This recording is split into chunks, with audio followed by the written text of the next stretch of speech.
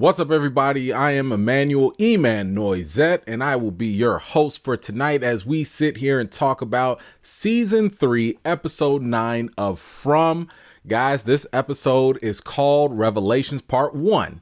Part 1. So that means answers and the truth will be revealed, especially in the coming second episode as well. I cannot wait. We are at the finish line, y'all. We so close. We got one more episode to go. So as you guys already know, quick shout out to all of you guys dropping your comments and your theories. Keep them coming. I love reading them throughout the week. It is fantastic.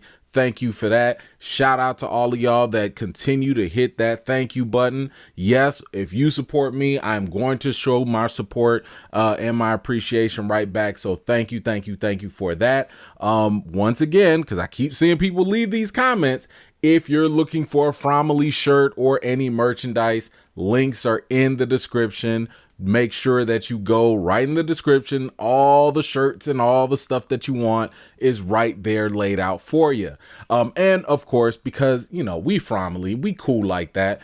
Be sure to stay all the way to the end of this video. I got a little bonus content for you that you're not going to want to miss. Now, before we get started, I got to vent. Okay, I got to vent real quick. Listen, I know we have a lot of fun on this channel, but I do have to get serious about something for just a moment. Now, some of you might be new to my channel, so I'm going to kind of say that I'm going to say this so that we're just all on the same page. Now, one thing I absolutely cannot stand and I do not appreciate are leaks. I do not like leaks. I know someone just so happened to leak the final episode of, this season online. And listen, if you personally want to spoil the show for yourself, that is your business, okay? What we're not going to do, not on my channel, is spoil the future episodes for other people. That's what we're not going to do. So just so that we're clear, I'm going to spoil, obviously, this episode 9 because I'm releasing this after episode 9 has come out and people have had a chance to at least watch it. So I'm not talking about episode 9. I'm talking about trying to spoil episode 10 before anyone gets a chance to see it. That is not something we're going to do. So if you come onto my channel and if you go into the comments spoiling what happens in the finale, I'm letting you know right now, I will ban you. Okay, you will be banned from this channel. Don't come in here trying to be all cute and be like, I don't know. Let's say, for example, a meteor hits in episode 10 and kills everybody. Don't come in here and be like, I have a theory that a meteor is just gonna kill everyone in front. Nah, guess what? My theory is you banned. Okay, that's what's gonna happen. I do not play that game. I don't like it. So please do not try and do that, because again, if you want to do that for yourself, I can't tell you what to do for yourself. But what you're not gonna do is come in here and ruin other people's viewing experiences, especially when they're not trying to have things spoiled. So please do not come and do that. This is something that I am very, very adamant about. Again, I'm a firm believer that when it comes to spoilers and stuff, it's something that you cannot undo. You cannot be unsurprised. Once that surprise is gone, it's gone. So I'm not going to let other people take that experience away from others.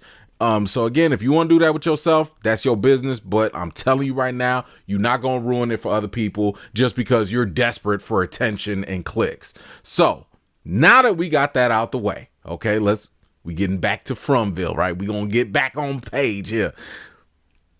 You know what time it is. Previously on From. Jim came into the bar thinking that he was going to talk to Jade any old kind of way. That is until Jade clapped back at him and Henry jumped in and told Jim that he needs to learn how to shut the hell up. Julie seemed to have traveled to a familiar place and time, and turns out that she was the one that threw Boyd the rope. Victor wasted all his time interrogating Jasper, only to remember that it was actually the boy in white who was talking to Christopher about the town's history.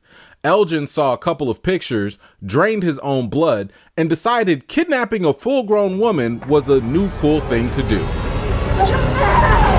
All right, guys, let's jump right into this episode. Spoiler alert. The following will contain spoilers for season 3 of From.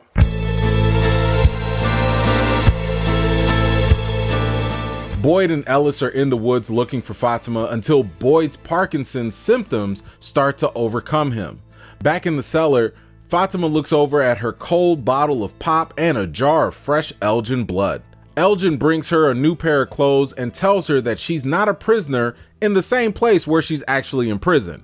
He told her that what happened to Tilly was really because the baby was scared and just a little hungry.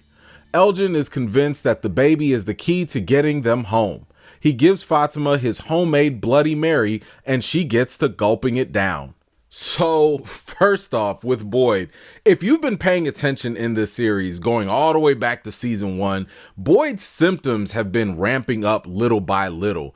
You would see his hands having those tremors, and if you recall back in season 2, when he was in the woods after escaping the ruins, his vision got kind of blurry, and now he's starting to lose other motor functionality. So I believe we talked about this last season, but his accelerated symptoms, the stuff that's going on with his Parkinson's, I think that this is really just kind of adding more support to the theory that this place does have an effect on people's bodies. And well, obviously we have Fatima right here, who's a prime example of that. Speaking of which, man, Fatima sure did drink that blood like it was an ice cold lemonade on a hot day. So apparently the kimono lady has been feeding Elgin more information that we thought. What bothers me here is that with all these pictures and all this information, not one time did the kimono lady ask Elgin to change his clothes. I mean, bro, we're almost 2 seasons deep and you in here with the same clothes that you had on at the bus? Really? I know, man, come on, man. I know you say you don't like to bathe. But I'm just saying, that crow shirt has got to be tired. Anyway, I'm more disappointed with just how dumb and gullible Elgin appears to be at this point. I mean, this man's logic is plain just straight up terrible. He mentioned how, the night that they found out about Fatima being pregnant, that's when he remembered his dream, and that's what helped Boyd save the town. But bruh, how the hell did any of that make any sense to you? So now, that's your way of thinking. It's almost like he's looking at this baby as a sign of like good things, but never mind the fact that the baby turned Fatima into Stabby McStab. She was eating garbage buffets and drinking blood as a nightcap. So for Elgin, this is all necessary for them to like go back home in some way. Like this is all a positive thing. I mean, you would think after learning about what Sarah went through, because remember, he was talking to Sarah and he knows about what she went through, you would think Elgin would know better at this point, or at least think twice. But no, he'd rather just be playing dumb. Victor doesn't want to remember what happened after recalling what happened with Christopher and the boy in white. Tabitha tries to calm him down until she grabs his arm. Something overcomes her, but Kenny interrupts to tell her that Julie has been in the clinic. Julie told Christy and Marielle that she went to the ruins, blacked out, and had a weird dream. Jim asked her what happened, and she revealed that she was in the woods with Randall. Well, Jim's daddy radar went off. Meanwhile, Randall is still hearing the cicadas loud in his ears until Jim shows up to ask him about what happened with him and Julie. Jim admits that he doesn't fully understand what happened during the cicada incident with those three. Randall said that he warned Julie not to go there due to a bad feeling he had. He also admits to teaching Julie how to drive and recommends that maybe Jim should go do the same. Okay, so whatever happened to Tabitha when she grabbed Victor's arm, we will pick up on that a little bit later on, but stick a feather in that for now. In the meantime, let's talk about how Julie is a whole liar. What is your problem? Really? You blacked out? You just had a weird dream? I mean, I get how you might not want to talk about some of the scary stuff during the cicada incident. I get that. Okay. I don't like it, but I get it. But you don't think telling your mom, hey, I had a dream and I was in the monster tunnels and I heard you and Victor's voice. I mean, you don't think that maybe that was vital information to let people know? I mean, y'all be getting on my nerves just leaving all this stuff out. We don't need unnecessary secrecy around here. Now, by the way, shout out to Jim. Okay. I know we've been giving this man a hard time, and he deserved it. Okay. He did deserve it. But after getting thrashed by Jade and checked by Henry, I'm happy to see him get a little bit more humble, to the point where he's asking the right questions. Notice he really did probe Randall about what he experienced and he was looking for detail, and this is the kind of energy that we need from everyone in this show. Randall was like, oh, I had a bad feeling. Okay, what feeling? Well, it wasn't a good feeling. Okay, how did you feel? Like, I like that. Okay, maybe Randall didn't come up and say everything, but I like the fact that he was digging for the answers. Listen, press these folks as much as you can because we need to get to the bottom of this stuff. Now, speaking of Randall, this is the one thing that I noticed, and I really think we should be very mindful of, like, how he talked about his feelings when he went to the ruins. Now, notice how both he and Julie, they went through the same thing with the cicada incident, right? But they both have different reactions to this place. She found it almost welcoming, like a moth to the flame, like it was calling out to her, while he found it simply terrifying. Now, I'm just wondering, what would Marielle's reaction be if she happened to visit these ruins? Would she be scared of it? Would she think it was welcoming? What do you guys think about the fact that, Julie and Randall going through the same thing, but are having a different connection with this place? What do you think in the comments down below? At Colony House, Donna reflects back on Fatima's 1-year anniversary. Over at the clinic, Jim tells Tabitha that he's been messing up lately, and now he's all in with supporting her. Tabitha realizes that Julie isn't telling them something. Meanwhile, Boyd and Ellis return back to the station. Boyd finally confesses to Ellis that he has Parkinson's. Boyd also tells him about how the monsters wanted to break him with Tien Chen's torture and death. Boyd believes that everything going on with Fatima may be more of this place trying to break him. Just then, one of the monster nurses tried to make a quick house call and check in on Boyd. Man, you know what? Listen, I'm going to keep giving credit where it's due. Okay, Jim. Okay, I see you, sir. Listen, Jim is really manning up here. Telling his wife that he's no longer going to keep blocking her at every angle and, he's not going to get in her way. I like that. Look, we need all hands on deck if we're going to try and solve the mystery of this place, and it's great to see Jim actually being a team player. As for Boyd, I'm here for all these father-son moments. I love this. I'm glad that he finally told Ellis about the whole Parkinson's thing, but more importantly, he shared more information about the monsters trying to break him. And I don't know if y'all realize this, but this is actually kind of big for Boyd. This is the same man who is the master of cutting people off right before they're about to say something important. This is the same man who will avoid talking about his own experiences until it's too late.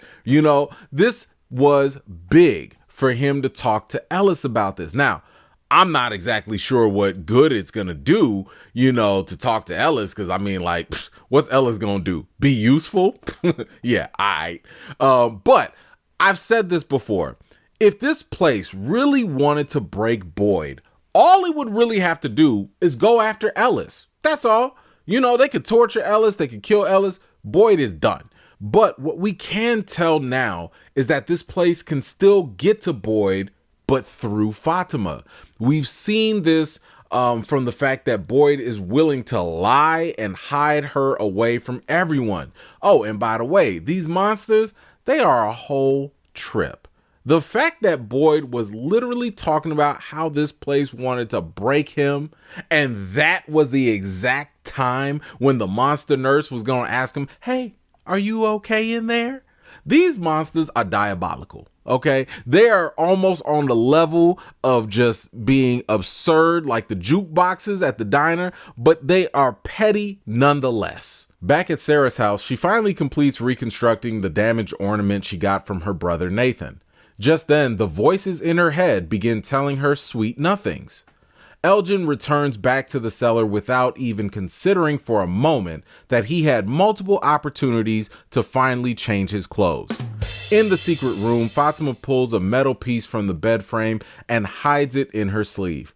Her stomach begins to show a lot more now. She asks him for some help to get up and then slices him with the metal piece. She tries to make her escape, but Elgin just pulls her right back in. Ellis and Boyd debate on creating a search party for Fatima, but Ellis has doubts given the fact that Donna is ready to snitch. However, Sarah comes in with knowledge about Fatima being missing. She said she heard the voices tell her that Fatima was captured, she's nearby, and they won't find her in time to save her. So, if there was any doubt about Fatima being pregnant or not, I think we got our confirmation with the big bulging belly. I think that is good enough information. Yes, Demon Baby is on the way. I'm a little mad at Fatima though. Like, hold on now, ma'am, you done turned into Stabby McStab, and you got these new superpowers to shank anybody, and you just gonna let Elgin get away like that? You just gonna slice his hand? What is slicing his hand gonna do? You at least could have take out his leg or something. How you gonna run away? Listen, I'm just saying, I was a little disappointed with her follow through at that point. Now, as for Sarah, okay, listen, I heard people talking about this. I saw folks talking about this online saying, what's up with Sarah and the voices? Well, guess they looks like they back. Okay, there you have it. But I think what Sarah said here, it was very interesting. So check it. They said that Fatima was nearby and Boyd and them would not be able to save her in time. Now, this is kind of important because I think this pretty much confirms that Sarah has been hearing the voices of the monsters that come out at night. I do believe that Sarah can hear other monsters, kind of like, when she was at the ruins and she was able to hear the cicada evil entity monster.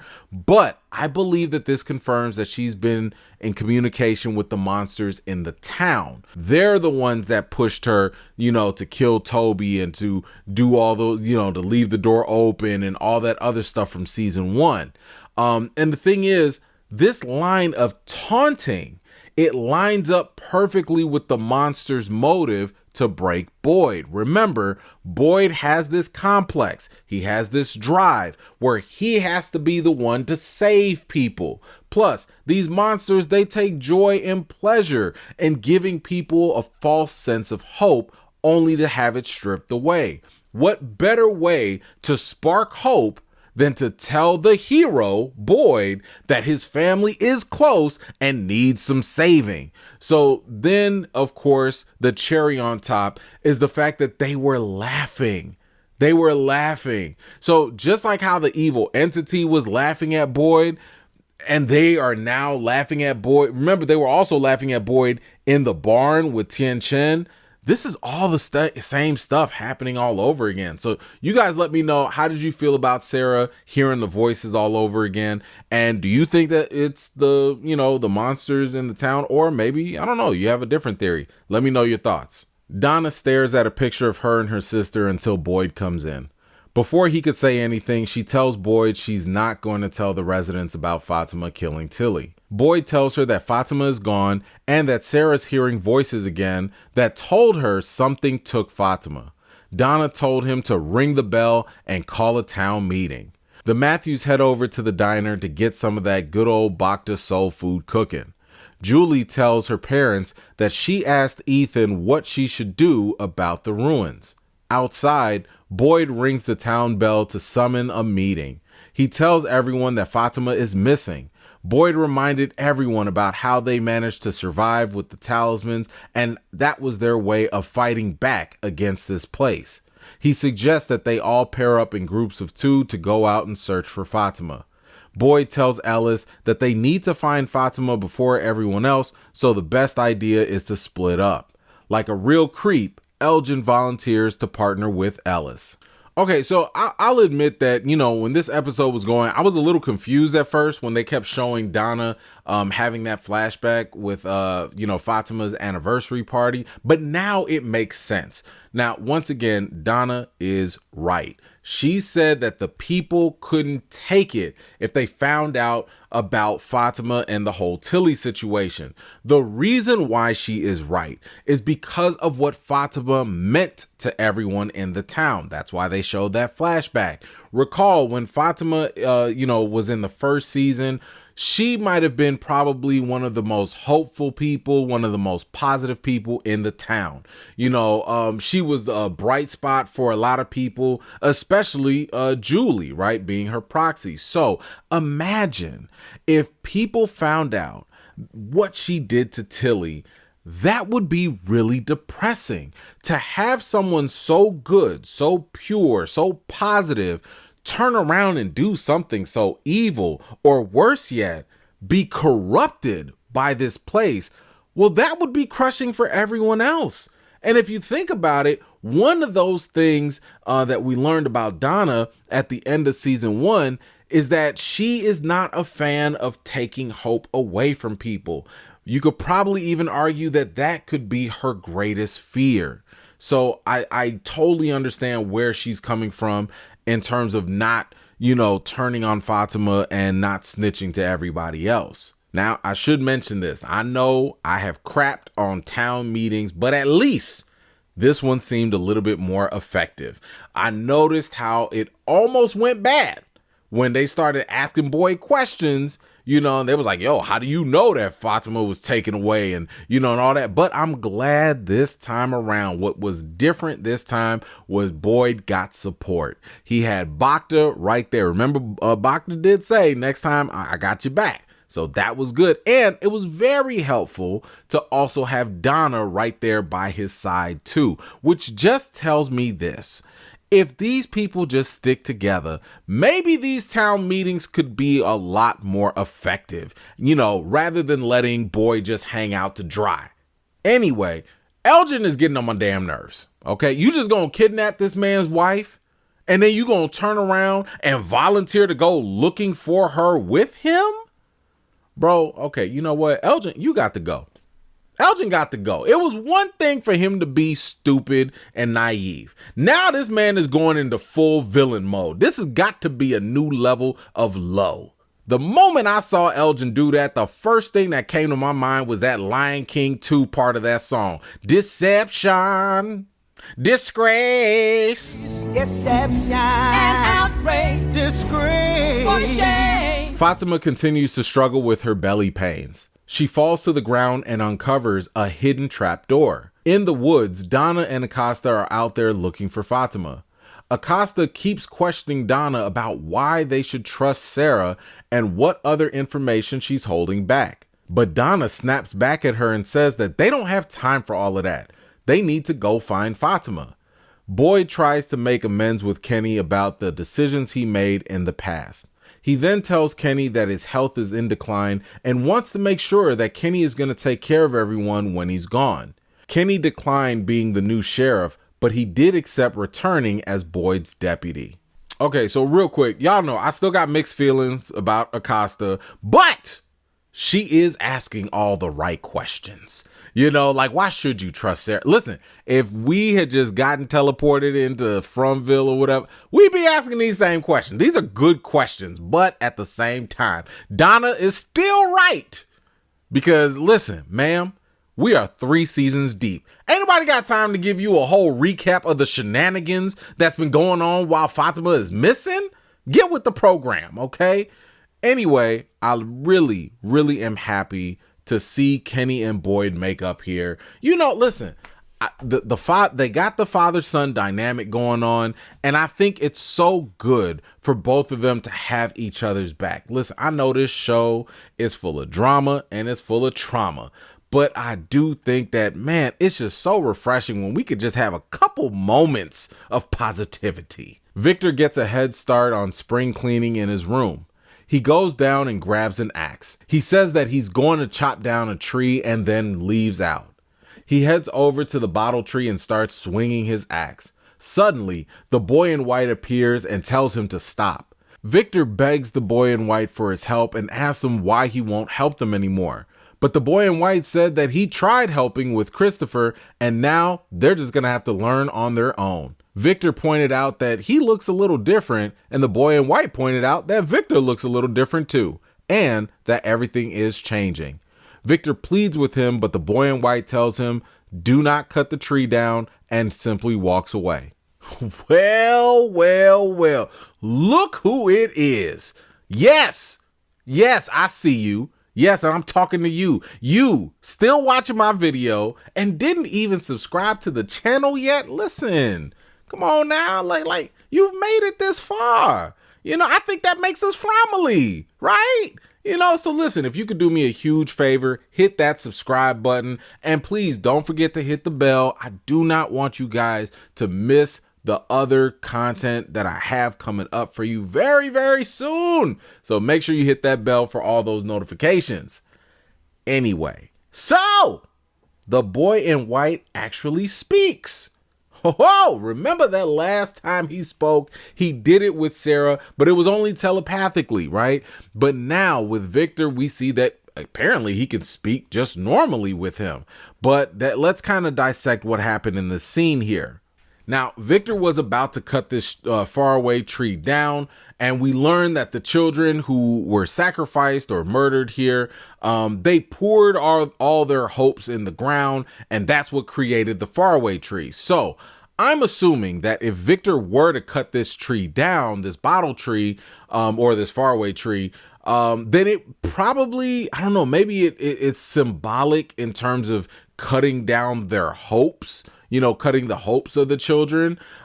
Maybe that's what that is. I don't know. Actually, I saw some theories online that the fallen tree in the road, that could actually be a fallen faraway tree that might have fallen. So I don't know. I just thought that was kind of interesting. But two things we know are the tree is important and it shouldn't be cut down. Okay, so those are some quick answers right there. Anyway, I loved how Victor and the boy in white, I liked how they acknowledged how they look so different. Maybe that's just some great little meta commentary because it did seem as though that they recast the boy in white from the previous seasons. Or, I don't know, maybe he grew up. Sometimes child actors, they grow up and hit puberty and all that. I'm sure you guys can let me know, did they change the actors or whatever? But what I remember, and I think we should remember and pay attention to the dialogue, right? Like I always tell y'all, pay attention to the dialogue. Victor asked him point blank, is it a bad thing that things are changing? And if you notice, the boy in white was intentionally silent. He didn't give any type of verbal or physical cues of like, yeah, it's bad, or I don't know, maybe. He ain't say nothing. So if he really is Victor's friend, as he claims to be, I'm just wondering, is he really trying to help? Because why not just acknowledge something that's so minor as, yes, things changing, that is a bad thing. I don't know. You guys let me know why there was a non-answer there.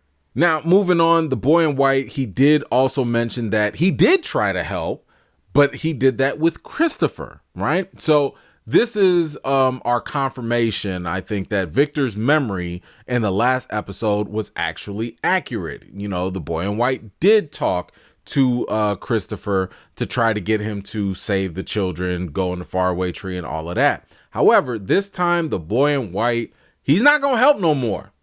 Okay, he's done. He's finished with y'all, apparently. Seems like this man is fed up. He's tired of everybody in the town. And I wonder why he won't talk to someone like Jade. Because remember, Jade and Christopher, they have a lot of, connections. So I do wonder if because of whatever happened, that's why we haven't seen Jade talking to the boy in white. Because think about this. The boy in white talks to everybody important or everyone that has a strong connection to this place. He's talked to Ethan, talked to Sarah, talked to Victor. Tabitha, he's talked to Tabitha, but he hasn't talked to Jade. I think that means something. I think you need to learn for yourselves. It's the only way you'll understand. Now, this seemed a little odd to me that the boy in white said that they will have to learn for themselves in order to understand. I mean, what? Not the boy in white giving people the hard way instead of the easy way. Are you serious? Like, do you like drama or something? Like, little boy, if you just tell everyone the answers instead of just one person who's going half crazy, by the way, maybe all this stuff could have been resolved a long time ago.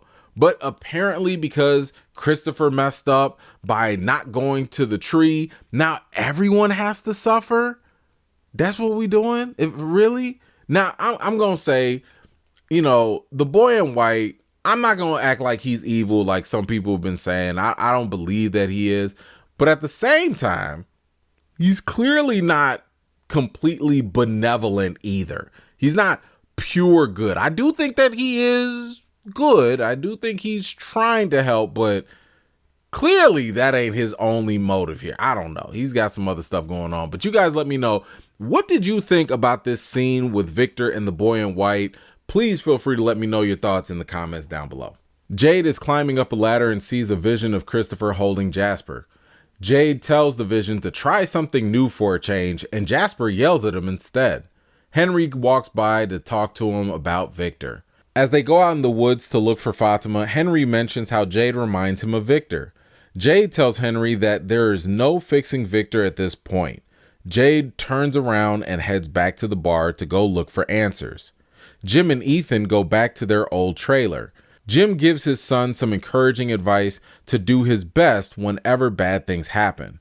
Before they leave, the radio turns on with the fake Thomas asking Jim not to leave him alone.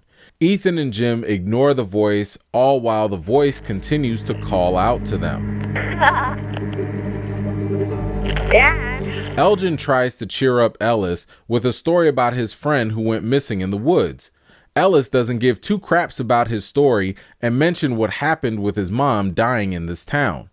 They continued walking, and Elgin expressed how sorry he was about what happened with Ellis's mom. Elgin keeps trying to give Ellis words of encouragement, but Ellis doesn't want to hear it. Elgin tries to suggest that everything going on with Fatima and the baby could all actually be for a good reason. Okay, a couple of things. So Jade is still seeing visions of Christopher with Jasper here. So for those of you that were kind of upset or maybe disappointed that we didn't get anything with Jasper, with the whole fake out with the boy in white, I do still think that the doll will play a role somewhere in the future. Maybe it'll be next season. I don't know. But the Jade Christopher connection, that still seems to be going on. That still seems to be important. And Jade is out here giving some great advice to Henry, telling him, listen, you're not going to fix Victor. Okay, he is what he is. You're not going to get your old kid back. The man likes canned peaches and yells at wooden dolls. Okay, this is where we are now. Ain't no going back. As for Jim and Ethan, you know what? I told you I'm a sucker for the father-son. I feel like this whole episode is a redemption tour for Jim. Okay, maybe I was a little too harsh on you, sir. Maybe. I'm digging the fatherly advice. And did y'all notice that he actually took his son with him this time? Y'all know the old Jim would have been like, Julie, you go in the house and watch Ethan while me and your mother go out in the woods and blah, blah, blah. But no, this time he's actually parenting. Didn't I say that? I said this before. Listen, if I was stuck in this town with my kids or whatever, y'all gonna be right next to me, or at least where I can see y'all so I can protect you.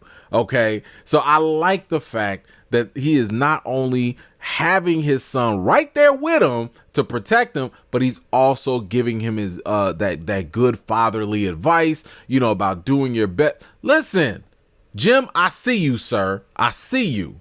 Anyway, Elgin, I'm done with you. Yeah, man. Nah, man. I'm that's it. Like, I don't know about you, but I kept thinking that he was about to tell on himself in this scene. But then again, he did seem to talk a little too much. Okay, he was saying a little too much to Ellis here, and Ellis, he kept looking at Elgin real funny, you know. And I mean, it's really hard, and maybe it's kind of weird to have your pregnant wife go missing, and to have some weirdo who hasn't changed his clothes for 2 whole seasons all of a sudden start saying, hey, you know, maybe this is all for a good reason. Man, if you don't get the hell up out of my face with that nonsense, listen, Elgin is super suspect right now.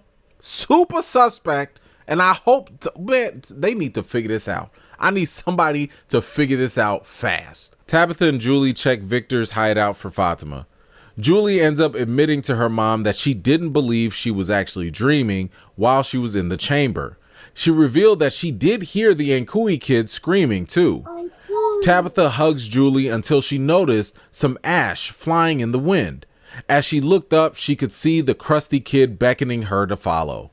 Fatima continues to try to open the hidden door until the kimono lady appears. Tabitha and Julie follow the trail of ash through the woods. The kimono lady tells Fatima to be quiet and pins her on the bed, keeping her silent. The ashy kid leads Tabitha to the cellar, and as she touches the door, she pauses for a moment again. Victor is already in the cellar, standing in the corner.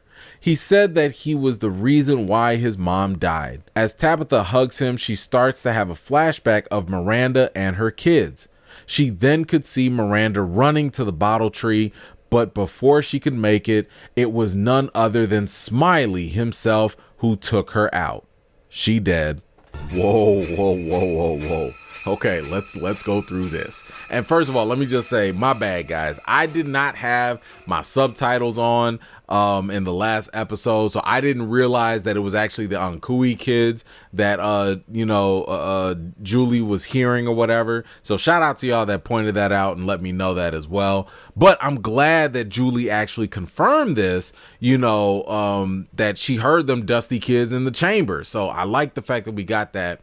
And I'm so happy that Julie did not keep this experience to herself and actually opened up to her mom about it. By the way, this is good storytelling and good character development. When you think back to season 1, think about how Julie and her mom, they used to just go at it, right? Until they finally had their heart-to-heart moment. Tabitha opened up to Julie about what she had been going through, and that created the path for Julie to stop being so rebellious and actually be vulnerable with her mom to even have a moment like this. So very, very, good on the storytelling and the character development in that case. Now, as for them crusty kids, now y'all want to help.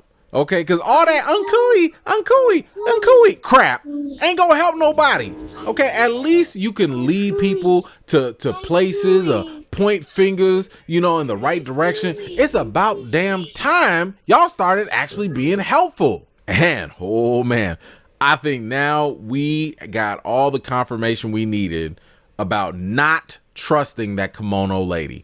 I think this was it. This was that moment where it was just plain as day. And I'll tell you why. Why would she want to prevent anyone from finding Fatima? Keep in mind that the voices that were going on in Sarah's head, that were goading Boyd, laughing at him, taunting him, they said that they wouldn't find Fatima in time.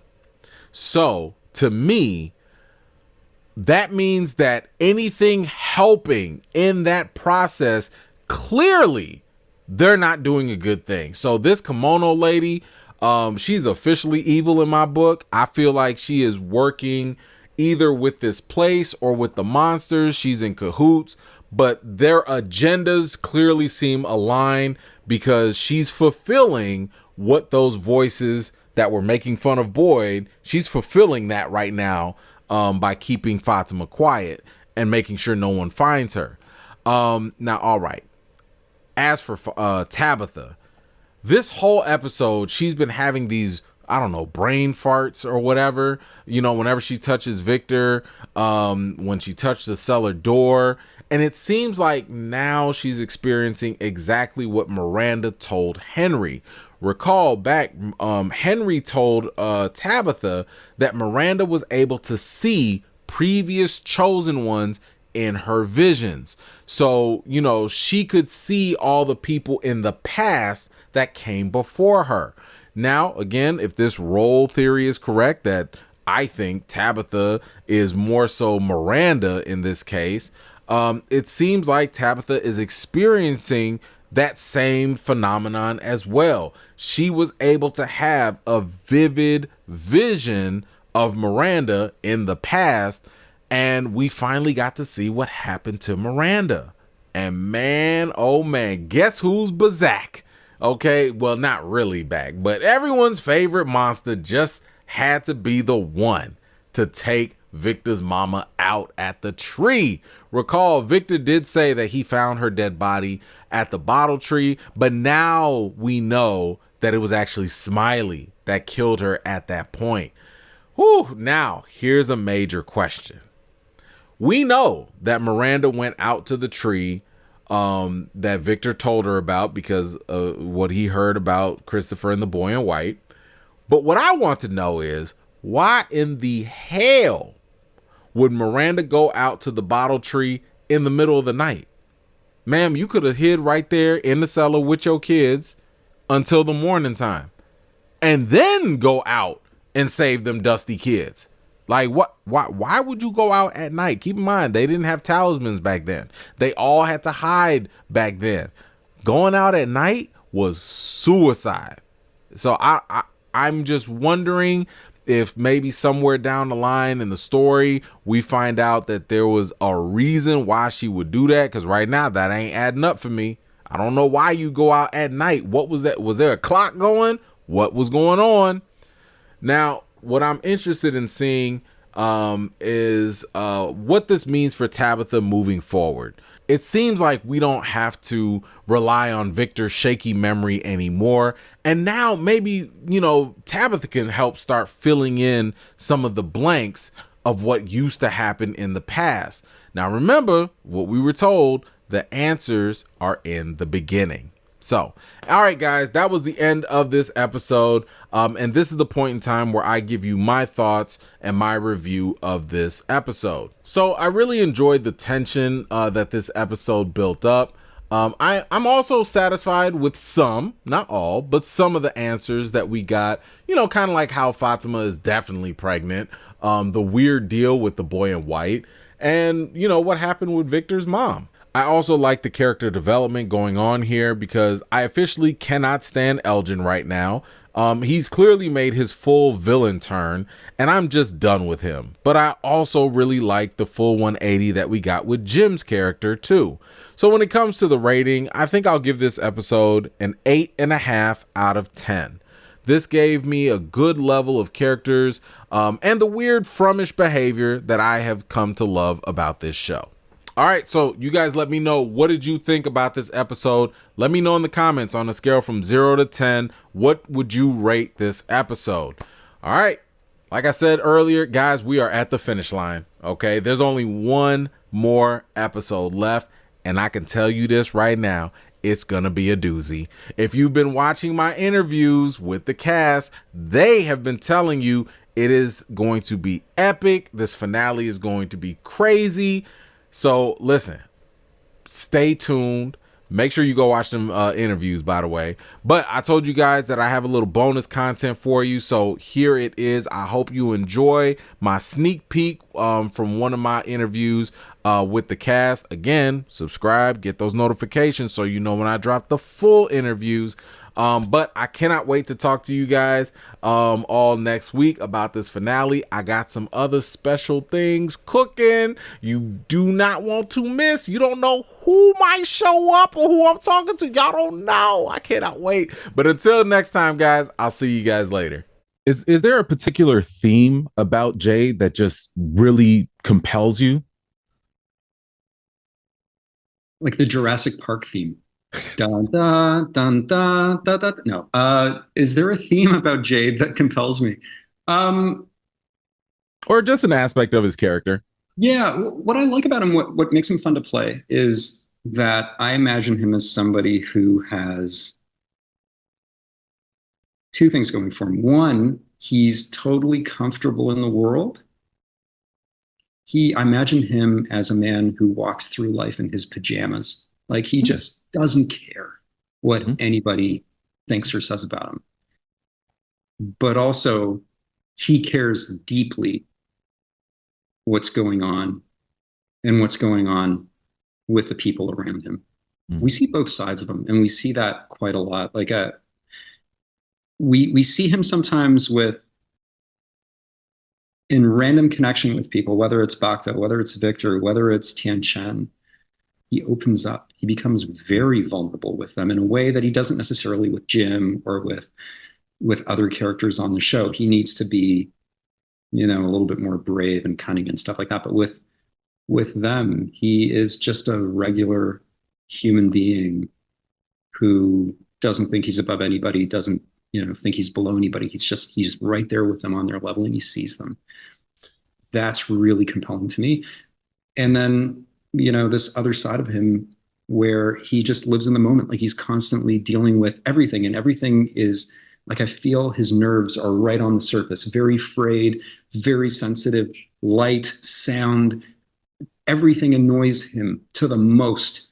And he is just desperate to get out of there, get back to his real world and his life. Yeah. If you're new here and you like what you see, don't forget to like this video, subscribe, and don't forget to hit that bell so you don't miss out the next time I drop a video. I've got more videos and reviews to do for you all, and until next time, I'll see you all later.